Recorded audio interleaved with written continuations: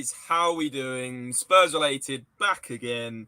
And yes, we're back with another transfers update and actually more of an opinion-based video today with the the announcement that Christian Eriksen is going to be joining Manchester United. He is going to become a Manchester United player from next season on a free. And I have mixed emotions about this one. We'll get into things, but of course, the main talking point is going to be Eriksen. And what better way to kick things off than with, of course, Andre and Jack to also give their opinions on this. And I would love to hear everyone else's opinion on this big news story today. But Andre, we'll start with you. How you doing, mate?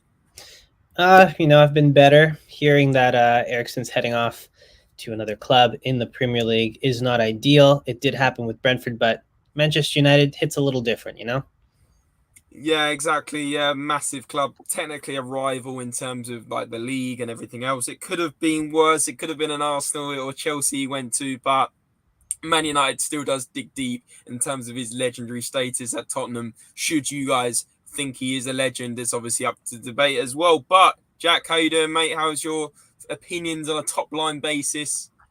Yeah, no, I'm doing well, thank you. Doing well. A bit gutted about the Eriksen news, as I think, as I've said many times on this channel, I think he would provide good squad depth, and I think he's still a good player. So it's a great signing for them. Then again, for me, it doesn't make too much sense, as they've already got Bruno Fernandes, look to be bringing in Frankie de Jong, and they've also got Donny van der Beek. So they've got a lot of players as well. So clearly they're trying to build a squad for next season. But yeah, it's a bit of a shame. But let's be honest, I'm excited with what Tottenham are building right now, and I'm sure Paratici's got plenty of stuff up his sleeve. So I'm not worrying too much. Yep, exactly. Yeah, maybe a case of just a bit gutting that he's going to an unfamiliar setting, but of course, at the end of the day, it didn't look like Tottenham wanted him, because I'm sure we would have been front runners in terms of re-signing him as a former player. But we'll get into all the ins and outs of the deal, and of course, potentially looking at other options in the playmaker region, because a lot of people would argue we still do need an option that can play behind the front two or front three, depending on the formation. But before we do so, lads, let's welcome in the guys. There's about 25, 30 of you already in here, smashing the support. Ayanami's he's saying, why, Chris? Why, Ayanami? I think you're not the only one feeling like this. Gabriel Son's in here saying, true. Ayanami's saying, Perisic and Basuma in training today. Yeah, all those training pictures. We just put a little collage up on Spurs Related if you want to have a little look on the Instagram on that one. Spurs Live saying, what's up, lads? How you doing, mate? Josh, he said that is true, but it's not a Spurs player. Jack loved the shirt, mate, and he's also saying so sad, but whatever. He's saying, I've heard rumours that a footballer in North London has been arrested. I've heard that as well, and I've also heard it's an Arsenal player. I'm not going to start spreading, false rumours and stuff, but I did see articles that it was Thomas Partey. Don't know how true it is, but very interesting nonetheless. Joe saying Danny Murphy called Eriksen a squad player, and United have made another bad signing. Listen, I don't think it's a bad signing. I mean, yeah, I just think he's probably I don't know how on earth you can call that a bad signing. Did he watch the Premier League last season? Yes, it might not be a position they need, but on a free transfer, someone with his Premier League quality, I think that's a terrible opinion. But then again, I haven't seen it myself, so I won't comment too much. Like Danny Murphy hates Man United, and he's also ex-Spurs, so it does make a lot of sense. He's probably feeling a little bit, salty. Look, saying, hi, Cozy from Africa. Good to see you, mate. Thanks for joining once again. Kev saying, evening, lads. I really hate seeing Eriksen in Man United. Yeah, it's upset me a lot, even doing that thumbnail. I really think we should have secured Christian's services once again. He would have been a valuable addition. It'd be interesting to see how you guys are feeling about it, your overall thoughts. Whack them in the comments. It'd be good to see. Ronaldo, Chelsea or Bayern. Yeah, I mean, Aka, he could go anywhere, let's be honest. Very unsettled at Man United, also wants to leave. So it's interesting for Man United at the moment. What else have we got here? Sukil, he's saying we are going to sign Spence and Lenglet. We need to buy a centre-back, cam and striker. Yeah, I would agree. And Naomi with his classic comments, he's saying my idol Pen Hag is finished. He demands the Premier League becomes a Farmers League so he can win more silver plates. Unbelievable. Shikes, I'm sorry if I've definitely pronounced that wrong. He says, I can't believe the Eriksen transfer. Mate, how are you feeling about it? You look sad in terms of your emojis. You shouldn't have seen articles. They'll get done if so. Well, Joe, I don't know if it was articles, but someone has told me on Twitter and various sources that it could potentially be him. I don't know how true it is. Like I said, I don't know how true that is. How ironic it is that United signed Chris and we are losing the best header of the ball in world football, says Donovan. What do you make of this, guys? I mean, that's being very nice about it, I guess. I do think there was a point where he was something close to that, but I mean, I'll reserve my thoughts to when we get more into it. But I did say for quite a time that I was being a little bit hesitant on Eriksen just because of the way he left and the fact that he's been a free and he has to think about it. Okay, sure. Responding to the comment, I think that I don't see Ronaldo going personally. I think a club of Man United's stature, I still think they have got the overall say unless Ronaldo has something in his contract. So I don't see him going. And obviously, imagine having the creativity of Bruno Fernandes and Christian Eriksen and potentially Frankie de Jong with Ronaldo as well. Yes, they were very poor last season, but if you look at some of those names, they're going to have an exciting team next year. But as exciting as Tottenham Hotspur, I don't know. I'll let you decide. It's a good one. I like it. I like how you said it. Boy from the lane, always good to see you. He says, have you seen that Inter are looking to sign a Kanji as Skriniar's replacement? So what's happening to Bremer? Bremer to Tottenham is happening. Very confident for you. I like the optimism, but not too sure. As soon as we know in Tier 1 sources, you will hear it right here and right on this channel. Good luck says, look, yeah, we got to wish him good luck, but not too much luck. We don't want him, running the show for Man United and then finishing above us. We don't want that, let's be honest. Tottenham has interest in Depay, again, not a Tier 1 source, but potentially could unfold. Benoit Badiashile would be a perfect signing. Have I pronounced that right, Jack? I'd say the only the one I know is the tennis player, to be fair. And usually I'm quite good with these players, so I'm sure someone's going to have to elaborate on him. I'm sure he's a good player, but I don't know too much. Yeah, okay. We'll do a few more comments and then we'll get into the actual a section about Eriksen. Just joined, lads. Who did you say it could be? I said I'd seen stuff about Thomas Partey, but again, I want to clarify. I don't know if that's true and that's not right to speculate. However, I've heard someone's saying it's a 29-year-old from North London team. So I think that fits the bill potentially. I'm not entirely sure how old Thomas Partey is, but let's see. I can't see Ronaldo playing Europa League myself. I think I go to the Champions League, but it makes sense. Imagine Ronaldo coming out to that Europa League music. Unbelievable. He's 29, by the way, James, just to go back to your question. So it could be Thomas Partey. Anyway, we won't speculate, because it's important to know. We're not allowed to do that. Well done, Jack. Bremer is a realistic option this window. I genuinely believe that they might actually go for Milinkovic, as he's about 15 million, and they might have some good links. Donovan's wishing for Ronaldo to Spurs. Can you imagine? And Longley, Bremer, and Romero is a good three. Good enough. I'd say that's more than good enough. Although Longley, I'm not 100% on. We'll get into Longley as well, guys. Don't worry. James, say it. I'm not sure about Longley. We'll discuss this as well in a minute. One more comment and then we will get into things. With the sale of Bergwijn for 25 mil, we'll have an overall spend of 70 and we have an apparent 150 million budget. So let's get some more top quality additions, please, Levy. Yeah, still 80 million net to spend. It's incredible. But guys, there is 40 of you now. The numbers are built. Smash a like if you are enjoying these videos. And let's get into the first talking point. I'm going to hand over to the newsman himself, which is Andre. Perfect. So most of these news, they're coming into the fact that next week, Tottenham are heading to North Korea for the preseason. And as both of you have heard, right, he wants those players ready to go for that preseason. Doesn't mean we won't make more signings as time goes on, but that means that there is, besides Richarlison, it looks like Longley is sort of the next big thing that's going to happen, probably going to be finalized. Mainly, it's going to be a loan, from what I've seen, for 1 year. Whether there'll be an option to buy attached to that is a whole other deal here. But I do think that it's a very interesting signing just because at least on my end, and I know, James, you might feel the same way. Jack, maybe you do too. I've never been fully convinced when I've seen Barcelona games about this guy.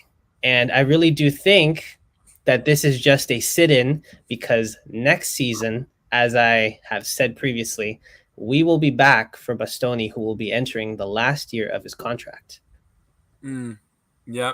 Yeah, very true. Just want to clear something up quickly. Yeah, You said North Korea. Did I say North Korea again? Oh my no. God. South Korea. Sorry, guys. Military service again. I hope he's playing football in South Korea. Oh no. I was laughing. Cancelled. You're on a roll. Oh. I didn't even notice. Oh dear. Oh well, anyway, it's all good. Good evening, side answer. Anyway, sorry, Andre, sorry to ruin your flow. That was my fault. Back to it. No worries. That was all me saying North Korea again. But anyways, yes. So I think this is just sort of a get what you can. Not putting any disrespect to Lenglet. For all you know, he comes in and he completely steps up and kills it in that role. But I just think this is trying to get someone to have some depth in that left center back position because Bastoni is not coming, at least for this season. Do you guys think, sorry, Andre, do you guys think that suggests that Ben Davies is still going to be the first choice and Lenglet is going to be back up? Or would you say Lenglet is better than Ben Davies? Obviously more experienced, but what do you think on that, Jack, maybe? I don't think I'm going to revolve the question around again. I'm going to say I don't like the idea of first players, first additions, the first one on the team sheet, because that's not the case. He's definitely Clement Lenglet. If he was told that he was going to be the backup defender to Ben Davies after being at Barcelona, after being one of the best centre-backs in Sevilla, after being one of the most hotly tipped young centre-halves, and now he's been the backup to Ben Davies, he's definitely not having that. Yes, he's got to prove himself. Yes, he's going to have to be able to adapt to the Premier League, but he's not coming up to be a backup. I can see Clement Lenglet personally being a very good player for Spurs. Antonio Conte would not be signing someone like Lenglet if he felt he wouldn't fit Spurs. I'm sure Spurs have done plenty of research. If you've looked under the underlying stats, yes, it's most important to do the face test. I love watching football and judging a player by that, but stats are also important. And if you look at that, he's had some great stats, great underlying stats, and that's important. And I think sometimes in modern day football, we kind of scapegoat players. We say one bad performance, they're terrible, we don't like them. Let's be honest, we've all been guilty of it ourselves in the past. So I'm looking forward to seeing what Lenglet can do in the pre-season and how he's going to adapt to Antonio Conte's system. Personally, I'm very excited about this signing. I think it's a smart signing, and I can't wait to see how he gets on. Because let's be honest, we needed a left-footed centre-back. If we're going to spend 80 million on Gvardiol, who's not a proven player, then potentially we can spend that on someone like Hakimi or a world-class addition that we know is going to come straight into the squad. That's what I'd rather do. So I think we're being smart, we're being sensible, and yeah, I don't see any downsides to this deal. Well, Don't forget too that this is a loan, right? If they were really convinced, they would purchase that guy right now, and they're not doing that. And it's very clear that he's not the first choice because we've already inquired on a huge list of players. We've done videos before where there were like 8 or 9 defenders in there, all left-footed center backs. And we even had this huge thing where we thought Bastoni was making his way here, and he didn't. He said that he would want to play under Conte, just not right now. So I am very much convinced that unless Lenglet comes in and completely kills it in this league and shows that he is good enough to just be the guy, he's just going to be on loan. He's going to be depth / maybe if he's really better than Davies, he'll work his way into that first team. And then when his loan ends, if Bastoni is available, we're just going to send him back and get Bastoni. That's my thing. You're so confident on this route, Andre, but are you not concerned that Bastoni might go before that? Bastoni potentially could get bought in January. He might even get bought this window. Who knows? Of course, he said he wants to stay at Inter Milan, and that's what his agents come out and said. But for me, that's just a cry to invest more money in this guy and buy him out and get him a ridiculous package. I think he could still go this window, but if he doesn't, who's to say he can't still go in January? That would be true. It's like what happened with what's his name of Vlahovic, right? He was out there saying that he's not going to go. Fiorentina, blah blah blah. Juventus came in and he left like immediately. So you could be right. This is just the route that I think might be going. I would like to hope that that's the case. But we'll see, right? Most players, if they see a promising project and they see it progressing, they'll want to be a part of it. So if we're progressing, that might be the case. If we don't invest well, then yeah, we'll lose out on Bastoni. That's true. Yeah, I mean, I know he's saying Lenglet used to be great in the 18-19 season and some parts of the 19-20. He has the quality, no doubt, and may just be a lack of confidence and backing. Similar situation to a Bentancur. And he's saying it's low risk, high reward. It's a good move if we bring in another big defender. Boy from the lane says, I really do wonder what happened in the Eriksen negotiation because he randomly out of nowhere went cold and distanced ourselves. I feel like he may have hefty wages. I'm hearing stuff like ridiculous wages for him because obviously he's a free. That usually means that a player on a free goes and gets a higher wage. Remember, Aaron Ramsey at Juventus ended up being on something ridiculous like 350k a week, 400k a week. Oh my! It's just crazy money. So I wouldn't even be surprised if Eriksen's on court for a week. I really wouldn't be surprised. Look at what Barca paid for Lenglet. He was a fortune. Paratici is cooking a marquee signing. We are winning the league, says Nicholas. Love it. With Skriniar leaving, they won't sell Bastoni, and Lenglet is the arm around him. Sort of player you will see his confidence come back under Conte, says Chris. And this is exactly what, I mean, a lot of the people in the chat are feeling quite confident on Lenglet. I've seen a lot of negativity around Lenglet online, but let's be honest, sometimes you don't have to sign a marquee signing to fit in a system that works. Look at Eric Dyer. He's not the most flash player, but he worked last season under Conte. You know, Matt Doherty started working at one point. Sometimes you don't have to get a marquee signing for it to work, and that is where I do agree with a lot of people. However, for me, Clement Lenglet, he has played for France, but the thing that concerns me is, are there better options out there? Yes, we're getting him because it's a loan, but are there better options for a cheap fee to secure, and then we know we're getting them the next season? That's the only thing for me. Do you think, just to flip the question around, because it looks like Lenglet is the one that's most likely to happen. I think a lot of tier one sources have came out and said they expect this deal to happen. Do you see, like a lot of the chat have said, that we will go and sign a marquee centre-half alongside Lenglet? And do you think it'll be a central defender, or do you think it'll be another left-sided centre-back? I don't know, you know. I think it honestly could be. I think it's a case of we're going to get Lenglet and no other centre-back. So I can't see us getting a marquee signing and Lenglet. That doesn't make sense to me because we have got backup centre-backs. If you think about it, we have got, if he stays, Rodon. We've got Davinson Sanchez. There is a little bit of depth there. Would we get two more centre-backs? I'm not too sure. I think we'd have to lose one. But let's play for. Do you know what I mean? Are they good enough to play week in, week out? Because if it's Antonio Conte and I'm in his shoes, I think we were crying out for another centre-half. Yes, Ben Davies had a fantastic year. So did Eric Dyer. But these players have let us down in the past. So if I'm Antonio Conte, I do believe we need another proper, maybe not world-class, that tier below, someone with that experience that is going to be able to play week in, week out. Maybe someone like Bremel, maybe someone like Koulibaly. But then again, I think it's all up for debate. Yeah.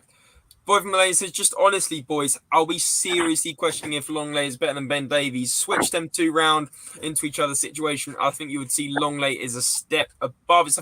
It's a fair point, but also the only thing I would like, the guys on this channel that have been around for a long time, no, I'm not a big Ben Davies fan, right? But I will have to admit, Ben Davies was very, very good last season. He did the job. He filled in a position where he wasn't naturally playing, apart from for Wales. Normally a left-sided fullback, and he did a job. Now, you say that Lenglet would definitely be better than Ben Davies. That would take some doing, actually, because Ben Davies was very good last season. It's got to be said. So, I don't think you can be as confident as that personally, Boy from the Lane, but I do see what you're saying. He is a more experienced player, and he is more of a natural left centre-back. What do you guys think, Andre or Jack? I think that I have to agree with you. As much as we were constantly saying, you know, he's paper over the cracks and just constantly making that a thing for us each video, he stepped up. And at the end there, he really did become someone who I was least concerned about. So, again, I'm not saying Lenglet isn't better. I'm not saying that Davies is better. All I'm saying is that I think Davies has earned his place and that Lenglet is going to come in. And if he is the right guy, he will kill it and show that he should be starting. We'll show. Conte will see in training, like you say. I think pre-season, everyone being together, playing together, you'll see that. I think confidence, that leadership, like, is going to show. And at the end of the day, the best player will show his stripes, and that'll be the one in the starting 11. And that's what we need, competition for places. And I'm really excited to see who's going to start that first game with the back three. Yes, it will change throughout the season, but because these players are being brought in early, I think whoever's in the first 11 on the starting day of the season is probably going to be a sign on what we're going to play throughout the season. 100%. He wants a squad. He wants squad depth that doesn't have this huge gap in quality when he switches them or when he has to give someone a break. So, by all means, if both Davies and Lenglet are playing amazing, then that is even better. So yeah, exactly. A couple more comments on this, and we will move on to the next talking point. Andy's saying, I don't know why we aren't going for De Ligt. He wants out of Juventus, and if Chelsea can get him, why can't we? Potentially could see a new tier 1 source come out with something about De Ligt in a few days. Who knows, honestly. I really like that comment quickly. James, I think me and you might have had a disagreement on this. I'm not sure if you're the biggest fan of De Ligt. Maybe I'm wrong, but I just thought I remember you saying that. But De Ligt is a player I really like. I think he's got that tall stature. No, this was Frankie de Jong. We had a little set too about De Ligt as well. I thought I said, but maybe I'm wrong. I really like De Ligt anyway. I think he's a great ball playing centre half. I think he's very comfortable. Yeah, it'd be fantastic. I think he's also a ball-playing centre-half. We like people to be comfortable nowadays as a modern-day centre-half. I think he'd be great from playing out from the back. It'd be fantastic if we brought in someone like that. I think it'd be a statement signing. And taking someone else off Chelsea along with Richarlison would make this summer even better. Absolutely. And I'm saying Lenglet is very good on ball, good and progressive too, and that's the job of Conte. He's left centre-back, but he still needs to earn a spot over Davies. And I feel, honestly, like Dyer is more replaceable. Potentially, honestly. Yeah. Ben Davies did very well. Mick saying good evening. Big up, Mick. Cheers for joining. Kev saying, in your opinion, what positions do we need now, lads? Just very, very quickly off the cuff, I would say that left centre back is key. If we don't, fully sign Lenglet, until it's done, it's not done. And I think we do need another wing back. I think we're good in centre mid now. I think we've got good options there, especially with Skippy coming back. And then you potentially say, well, do we need another creative midfielder? Because we don't really have an out-and-out creative midfielder. So that's for me. What do you guys think very quickly? I agree 100% with you, man. That's all I have to say on that end. I'm more picky, to be honest. I want a right wing back. I want 2 centre-halves. I want a creative midfielder. And I want another striker or someone who can play along the front. I want to be a serious club next year, and I still think there's a lot of work to be done. And I think Paratici and Conte would agree with me, and I think a lot of Spurs fans who want to push on, because this is a summer to do it, I think we probably need another 4 signings, personally. Okay, interesting. Right, let's move on to, I'm all long laid out, if you like. Let's move on to the next talking point, which I believe is another Everton player. We're on an Everton raid at the moment. Andre, do you want to explain this one? Yeah, so as we've previously discussed, when it comes to Gordon, we have inquired about him, and it's looking like they keep pushing for him. Tottenham really wants him. There's been backlash on the Everton side because obviously he's a homegrown. He's very up and coming, and I'm sure if I was an Everton fan, I would be outraged that Everton are thinking of selling him in any sort of form. So there is that sort of idea where you have so many fans who are just outraged by this sort of movement going on that it might not happen. But we'll have to see what Everton decide, because they do technically have to find a way to make up for the fact that there is a player on their team now that will eventually cost them 40 million, and that's Dele Alli, right? They're going to owe us that money at some point. So maybe getting him over here might change some things on that end from what I've seen. But other than that, I mean, it's nothing too big is happening on that end. Just mainly the fact that we're still pushing for him slightly. And personally, I think he'd be a great addition. If he's already killing it in the Premier League, he's up and coming. That's what I want to see. Players who are showing that they can play in the Premier League, and those are the ones that we bring in. Yeah, absolutely. I mean, yeah, is he Premier League proven yet, though? Of course, he's not even played more than 20, 30 games for Everton, I believe. So, I mean, I get what you're saying in terms of a proven player from the Premier League, but then this is a good point from Louis without bringing up rumours, because, we don't do that. We report on tier 1 sources, but in terms of an opinion part, would it be more sensible to go with someone that's more experienced in all leagues, like Memphis Depay, who's played in the Premier League, he's played in the Dutch League, he's played in La Liga?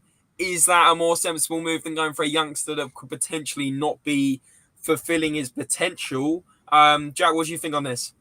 Yeah, to be fair, I'm actually quite a big fan of Memphis Depay. I think he was quite unlucky when he joined Man United. It probably wasn't the right timing, maybe the wrong manager. I think it was Louis Van Gaal who was in charge at the time. So yeah, I like it. I think Anthony Gordon is a player with a lot of scope to improve. I think he's got a high ceiling.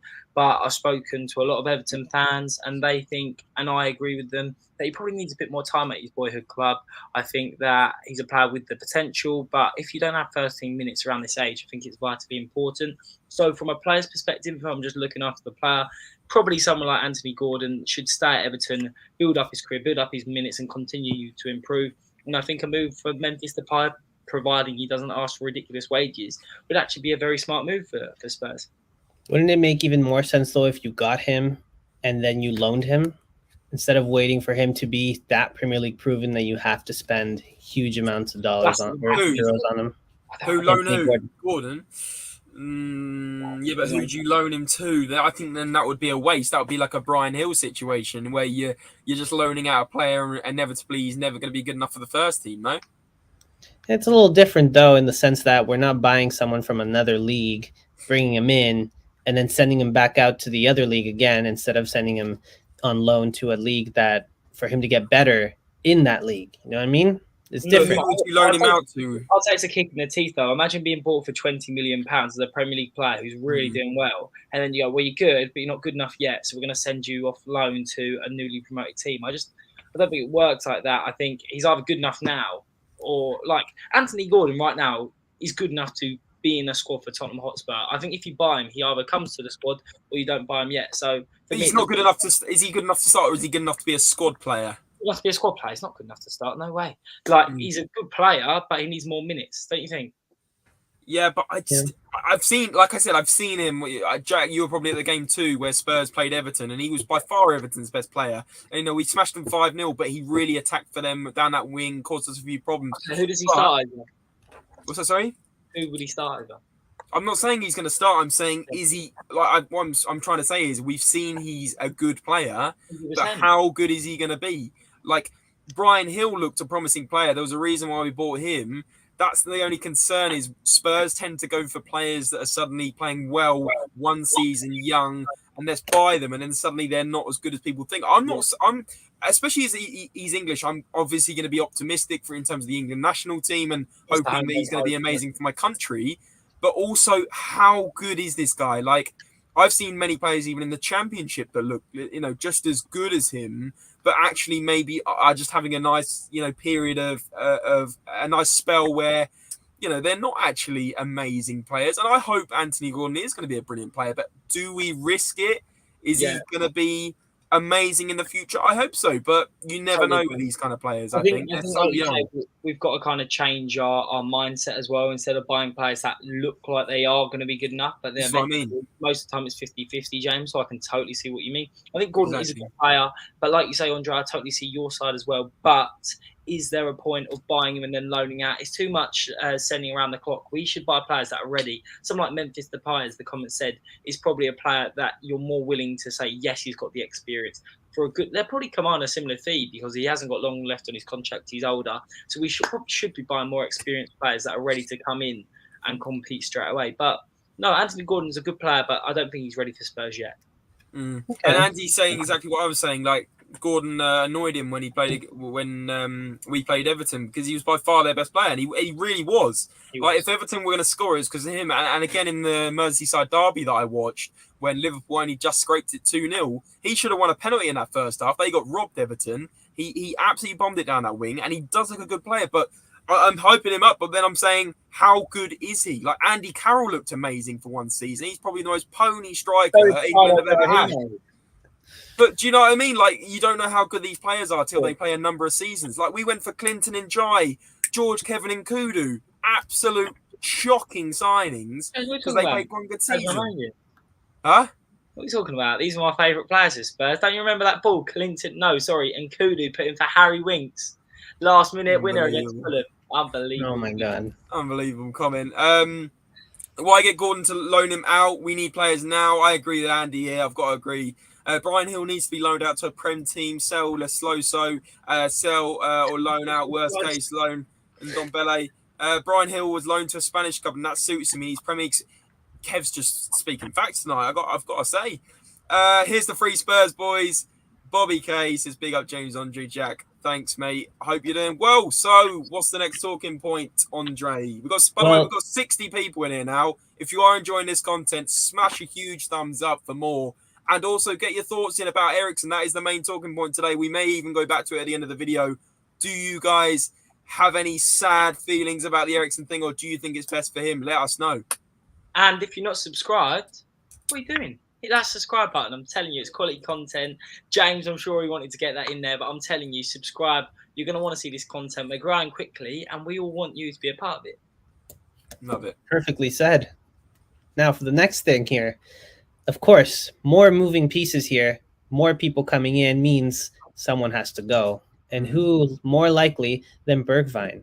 You know, it looks like it's about 25 to 30 million euros in total that will be brought to us, and he will be heading out to Ajax, which, you know, it made sense that he would be heading out after those comments saying that he needs first team football. He is interested in a club that is willing to play him week in, week out. And, you know, it's unfortunate it hasn't worked out. We've given him chances and he's just kind of scuffed them. So by all means, respects to those very amazing and memorable moments he's had, but we need a player who's more than just a couple moments. Yeah, exactly. Do you know what? It's a real shame about Bergwijn. I've said it numerous times on this channel. Like, what a great player he is, but he's something missing at Spurs. He hasn't quite got the attitude. He hasn't quite got the focus. And, you know, when he came in here, he almost burst onto the scene a while, didn't he? Scored that amazing goal outside the box against Manchester City. And everyone thought this guy is going to be the best thing we've had since Gareth Bale on the wing. Well, we couldn't have been further from being wrong there. And you know what? It frustrates me because I see him playing for Netherlands. I see him playing for Holland. And he's so good. But it's something when he plays for Spurs, it doesn't quite tick. Obviously, we've seen sparks of it when he played against Leicester and scored those last-minute goals and gave us absolute memories. But he's scored about, I think it's 8 Premier League goals. Correct me if I'm wrong, lads. That's not good enough. And I know people will say he hasn't had this chance. But if you count his minutes and you compare that to Kulusevski, I think Kulusevski has scored double the amount in half as less time. I mean, that speaks every volume. I wish all the best to Bergwijn, but I'm sorry. Time has got to, you know, we've got to move on now, cash in while we can, and wish him all the best. Well said, James. Well said. I love it. That's a mic drop moment. No one has anything to say to that. Yeah, click that one up, boys. No, 100% agree. I think we spoke a lot about Bergwijn. I think no one's doubting his talent. He's a great player to watch. You see in the Nuno era, that fantastic skill he did. I think it was a quick flip-flap down the line and he was through. But then again, he was through on goal and he did lack the end product. I think when Spurs arguably were competing for the title under Mourinho, well, we say that. It was for 3 months. And there was a massive sliding doors moment for me. And I think Bergwijn had 2 one-on-ones and he hit the post once and went wide. And these are the type of moments where if you are a player that is going to be good enough to start for Spurs, good enough to potentially become world class, you have to score those moments. And I just don't feel like he's happy enough to be a squad player. Like I said, I mentioned it plenty of times. If you saw in the Spurs-related vlog, I actually saw Bergwijn. We just got Champions League football. Everyone was absolutely buzzing outside Norwich, and he was outside sitting on his suitcase waiting to go home because, to be honest, he didn't care. Didn't look like he wanted to be there next season. Because he knows he's not going to be part of it. That's exactly that, Jack. You know, he's spot on. And let's be honest, as a fan, we are buzzing to be in the Champions League. It means so much to us. And I think to the majority of players, it means exactly the same, if not more. So we want players that are going to give everything for the badge. And it doesn't look like Steven Bergwijn's going to be able to do that. Yes, he's gave us fantastic moments. Yes, he got those 2 goals against Leicester. Yes, he's had fantastic performance. Like we all know when, like James said, Stevie Wonder, that amazing guy outside the box. But 8 goals, 8 assists, in is it 3 to 4 years for £30 million? A wonder kid, some said. It's not good enough. So let's move on. And yeah, thanks for the good moments, but let's be honest, we're going to have some exciting times ahead, so we don't need to talk about it too much. Exactly. Exactly. I mean, Kulusevski's kind of replaced him in terms of that, and then we've obviously got Richarlison to look forward to. So I don't think it's all sad news, you know. And at the end of the day, if it didn't work out, it didn't work out. And do you know what? Whatever money we paid for him, I can't even remember how much it was now. all 27. that money was worth 27 million. That was all worth it based on that Leicester game because I've never been so excited in the last 3 minutes of a football game ever. So thank you very much, Stephen Bergwijn. Thanks for the memories, but it is time to go. Iconic, to be fair, but you know, about as iconic as Carlos Vinicius doing the Mbappe and Marine. Kev Williams is sorry. Kev Williams is saying, lads, what's happened with Reggie? It's gone a bit quiet, hasn't it? Again, opinion, not sources. For me, I think Reguilon's going to go because he's just. It just sparks for me that he's going with the fact where you signed Perisic, potentially getting Jed Spence. I know Jed Spence is a right wing back, but the fact we're looking at wing backs, that suggests that another left wing back is going. We can't have Perisic, Sessegnon, and Reguilon, can we? I don't know. I think Reguilon's going to go. It didn't seem too happy at Spurs. It'd be interesting. That, I totally agreed. I thought Reguilon, he was destined to move, but Alistair Gold, we all know, ever so reliable. He says Reguilon is keen to stay and fight for his place. And I think right now, Spurs are building such an exciting squad. There's not many places you can go that are doing stuff like this, I guess. And I think Reguilon hasn't done enough maybe to earn himself a top move. So maybe he's thinking, well, maybe I should fight for my place. Maybe Perisic is going to move to the right wing back. Maybe Perisic can play further forward. Maybe Reguilon believes in himself and believes I am the right player for this Conte system. We've all seen he's had some fantastic games. He's got a fantastic whip on the ball. If he creates that space and works hard and works on his defensive game, which we all know he can perform, he could be a fantastic player under Conte. Yes, I wouldn't mind if he does move on because we probably would get a good fee for him. But I wouldn't be surprised if he does stay and fight for his place. He seems quite settled here. Let's be honest. Everyone in the squad seems to love him. I think as a Spurs fan as well, I think we all seem to quite like his aura, quite like his personality. So it'd be a shame to see him leave. He's probably a player that's good enough to play for Spurs. It just all depends on his output.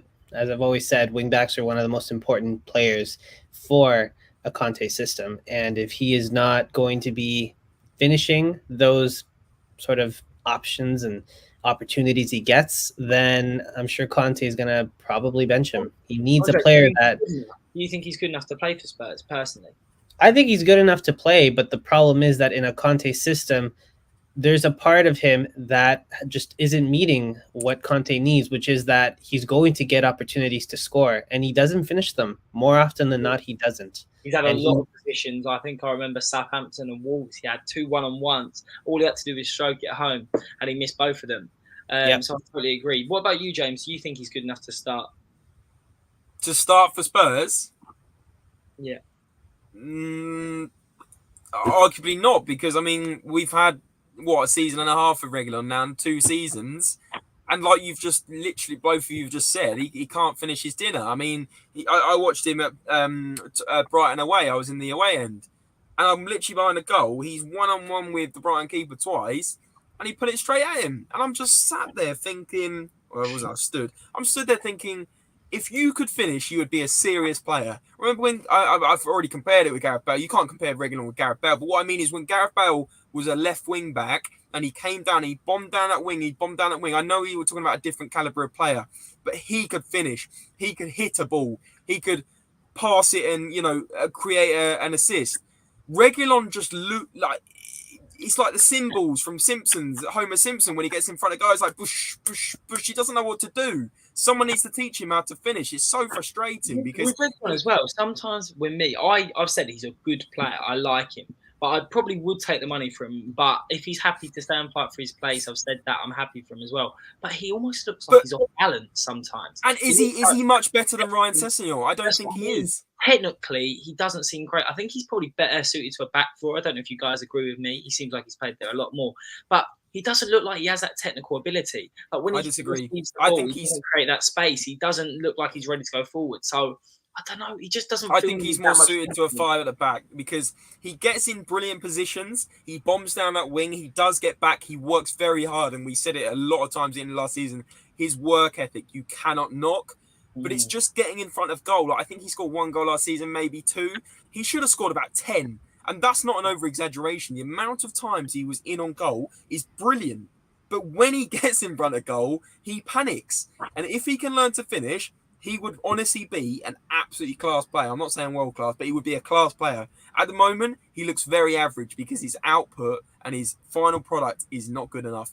And that is why he's not that much better than Ryan Sessegnon right now.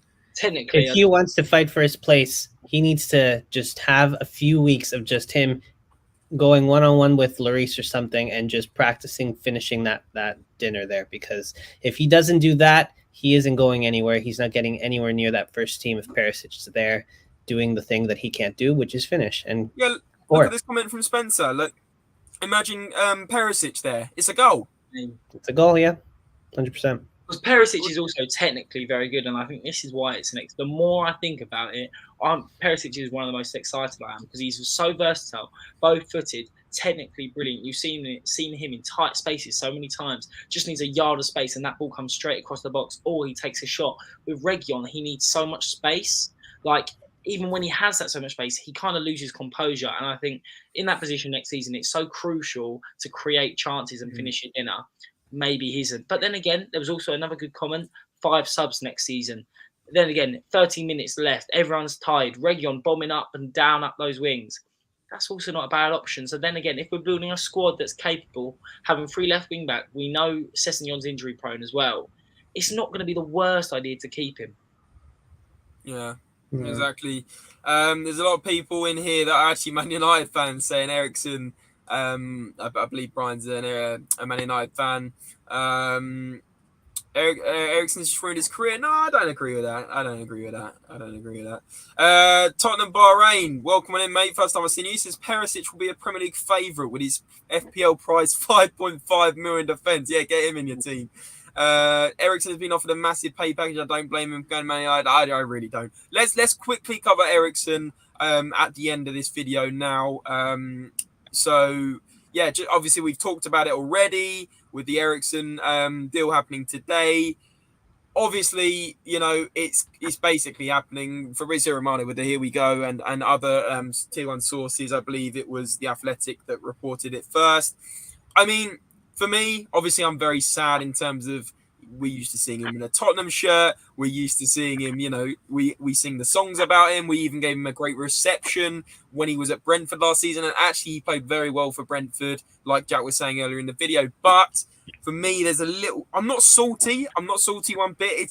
It hurts a little bit because Man United are technically a rival. They're a top 4 rival. Argue it all you want, they are. And he's going to strengthen them. It's a good signing for them.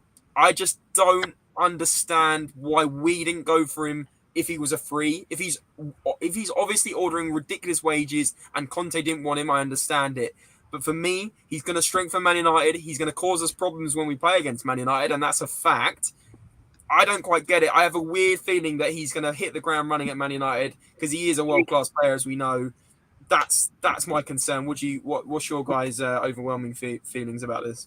Well, here's the thing, okay? I agree. I was always under the impression no matter what club he went to, he was going to be an upgrade. He's going to make them better. That's the kind of player Eriksen is, and that's the kind of technical ability he brings.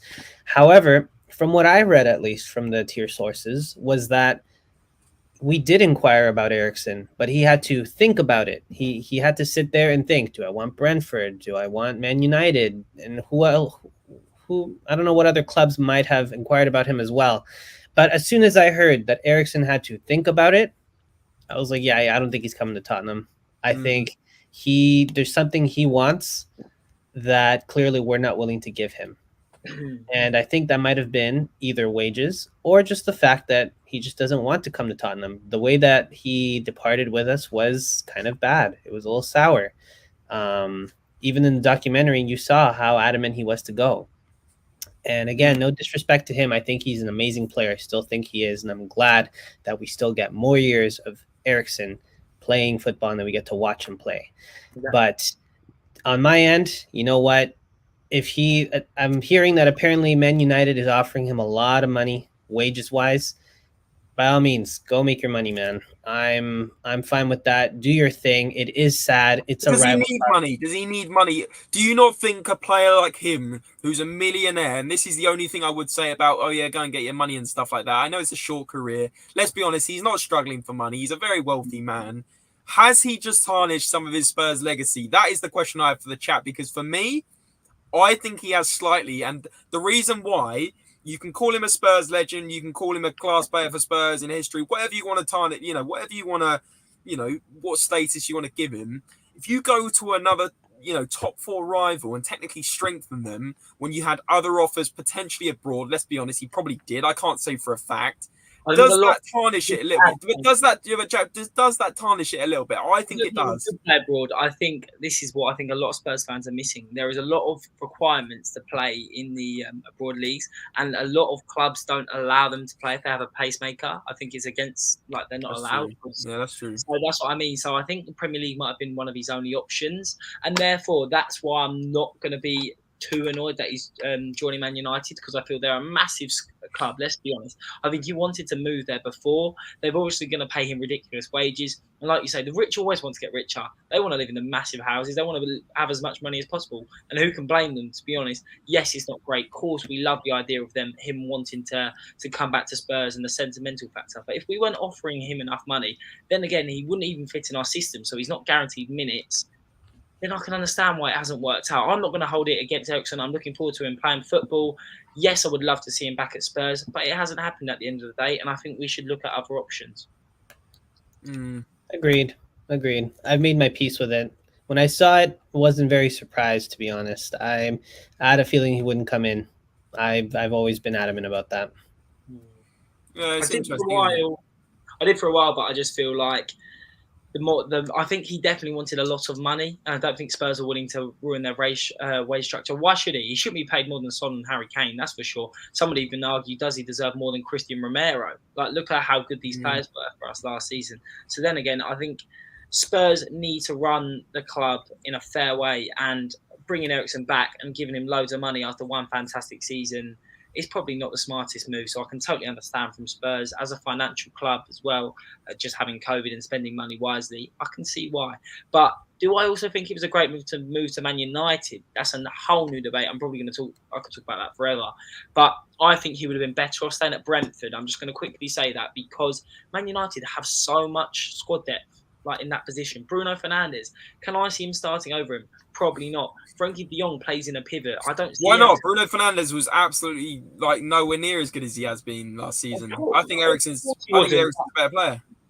He probably better player. I don't know at this stage of his career. Look at Bruno Fernandes' numbers when he first came in. Everyone last year was extremely poor. Let's not get it twisted for Man United. So why would you're missing the main factor though, Jack. The main factor is, why is he going to Man United when it's such a toxic, horrendous club where they've got such problems from top to bottom, from ownership to coaching staff? I mean, what's his name? Wreck-It Ralph didn't even want to stay in the advisor role because he thought it was such a mess. I mean, does that not tell you anything? Yeah, 100%. This is what I'm saying. I think it's the wrong move. And I also think because of the players, I don't think, unless Ten Hag is going to completely revolutionise this squad and get everyone on his side and get everyone to believe in his philosophy, I don't see how this move makes any sense at all, to be honest, because they play in a 4-2-3-1, typically Man United. He doesn't really play in the two central midfield roles. He definitely don't play out wide, and there's so much competition for spaces anywhere there. And centrally, behind the striker, you've got Fernandes and Donny van der Beek. And I don't see where he's going to start, to be honest. And I thought he was a player that wanted guaranteed minutes. That's why I didn't see him come to Spurs. But unless he's on massive wages, it doesn't really make sense to me. Couple of comments and then let's see where we are. Elvis is saying Spurs investigated but offered nothing. He left there under a cloud and upset the hierarchy, especially the last 18 months where he almost downed his stock. I wouldn't say it was 18 months, Elvis, but I do what you're saying. It was definitely the last 6 months. He wouldn't have been a regular starter at Spurs, but will at United. Good luck to him. Glad he's fit and well again. But no place for him. Regular starter then, James, because I just can't see it happening. Well, Man United, who knows? Yeah. Their club's all over the place. They're getting rid of Ronaldo, probably. I mean, they're absolutely. I know he's not in the same position, but they're in big trouble, Jack. They're in big trouble. They got more problems than you think. Kavinsky's saying, any Spurs transfer news? Have we signed Ronaldo and Messi as backup for Kane's son? Not yet, mate. When it happens, we'll let you know. There's people talking about Ronaldo to Spurs. I mean, get that out of your head, guys. That is not happening. I'm not even going to say what I was going to say. I was going to say I'll do a forfeit if he does. I'm not doing that. Don't get clipped. Not in front of all these people. If Crispy's saying he tarnishes legacy the way he pushed for a move to interview us back. Exactly, this is what people are forgetting. Although I've kind of said today, it's hurt me a little bit and stuff like that, Would I say like we should have 100% signed Eriksen? No, because of course it's up to Conte and Paratici and other factors. But I'm just saying, you've always said, haven't you, that you're not the big. Well, you're a big fan of him, but you didn't see it happening, and you were spot on. To be honest, James. I just said, like, I don't think Tottenham will want him after what happened with how he left last time, how he obviously fell out with Daniel Levy. He probably wouldn't want to come back into that. And the fact that we can't just suddenly forget that he didn't really play, you know, with his heart on his sleeve. He didn't play with 100% effort for the last 6 to 9 months. He walked around that pitch. I watched him walk around Wire Lane, not giving 100%, and that upset me. And do we want that back in the club when potentially we could see another moment where he wants to move on again? I don't think that's the right move for us personally. But and there we go. There's a few more comments. We'll get through a few more comments and then we will probably wrap things up, guys, because it's been a long stream and it's been a great one, actually. Toxic Shot says Eriksen wants the money. No idea what that says. United's midfield is so Finnish. Fred Fernandez, Pereira. Good luck, Penarg. This tells that De Jong deal will no longer go through because Eriksen had Eriksen at his second option to De Jong. Yeah, I've heard things about De Jong potentially moving forward and hitting a roadblock. Dempsey linked to us again, imagine. Good luck to him, but maybe he just wanted the wages, which we didn't offer. Otherwise, he probably would have considered us. What else have we got in here?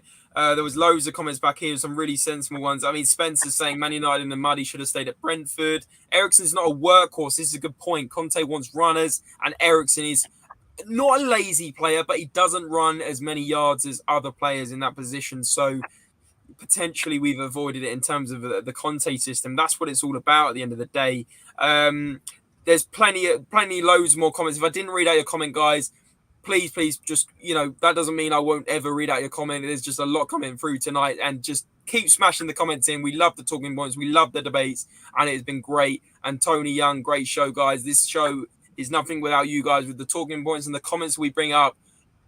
If you guys weren't here, we'd be essentially talking to ourselves like a Zoom chat. So we really appreciate people joining. If you did enjoy this video, smash a thumbs up on it. Just as simple, it's free to do. Press that thumbs up button below. Subscribe if you're new so you can obviously talk in the chat and also, never miss a video. We've got quizzes coming up. You guys all enjoyed that quiz with We Are Tottenham TV the other day where go and find out who won, but it was Jack and Spurs Talk Show Sean against the We Are Tottenham TV boys. So it was great guests to have on. We're going to do a rematch on there very shortly. We've obviously got more transfer news coming up this week. We've got vlogs and watch-alongs in the future to come along. There's so much content, guys. Please do like and subscribe. It does help out massively. There you go. There's Sean, absolutely loving it. Spence saying, good show, lads. Honestly, guys, really do appreciate all the support. Brian, thanks for watching us from Denmark and all the people around the world watching the Spurs Relatables. This channel is nothing without you guys. Thanks also to Andre and Jack for their absolutely brilliant work with the news and the stats and everything else that goes into this channel. Cheers, guys. Thank you, mate. I'm always happy to be here. Anytime. Great. You know me. I love it. Who doesn't love talking about Spurs? Hot stuff, hot topics. Oh, it's brilliant. I love it, James. Love it. And guys, if you could smash a thumbs up before you go, subscribe, and remember, guys, as always, come on, you Spurs!